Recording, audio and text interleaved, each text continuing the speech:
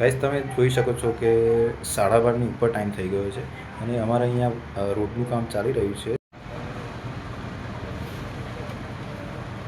તો મેં જોયું ખરી ગરમીમાં એ લોકો કામ કરી રહ્યા છે. મેં એક વસ્તુ નોટિસ કરી કે અમારી આજુબાજુના શોપ્સવાળા હોય કે પછી સોસાયટીવાળા હોય, બધા પોતપોતાની રીતે કંઈક ને કંઈક એ લોકોને લાઈક કોલ્ડ ડ્રિંક્સ આપી રહ્યા છે કે કોઈ જ્યુસ ઓફર કરી રહ્યા છે કે કોઈ નાસ્તો ઓફર કરે છે.